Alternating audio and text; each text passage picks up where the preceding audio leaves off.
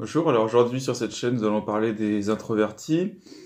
Donc qu'est-ce que c'est qu'un introverti? On va répondre à ça dans le cadre du modèle Big Five.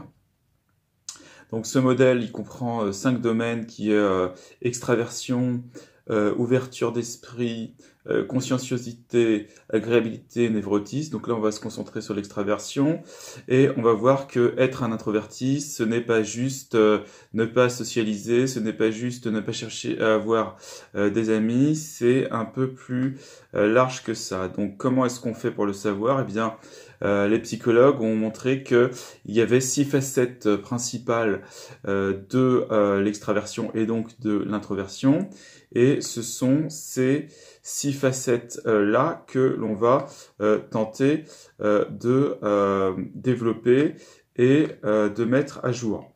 Donc, d'abord, quelle est la première facette? Eh bien, la première facette, elle va avec une certaine deuxième facette. Donc, la première facette, c'est l'amicalité et c'est la capacité à se faire des amis facilement. Et la deuxième facette, c'est l'aspect grégaire ou le caractère grégaire. On pourrait dire peut-être la grégarité.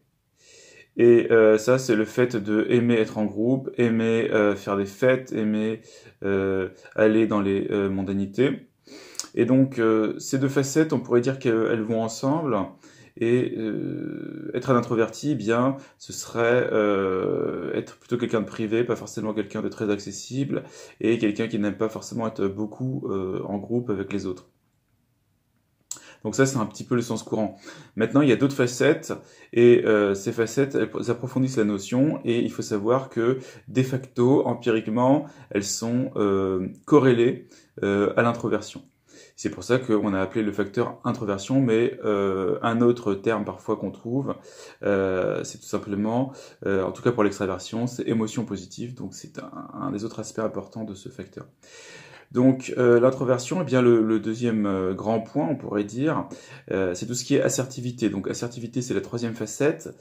La troisième facette, l'assertivité, c'est le fait de prendre en charge les choses, de vouloir faire des projets, d'être dans le leadership. Alors, donc les introvertis vont moins souvent prendre en charge les choses, moins vouloir diriger les autres.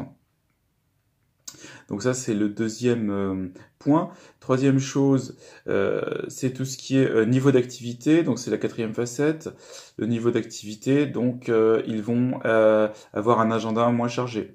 Ils vont, par rapport aux extravertis, ils vont laisser faire des pauses entre les activités. Voilà, ils n'ont pas besoin d'être aussi actifs.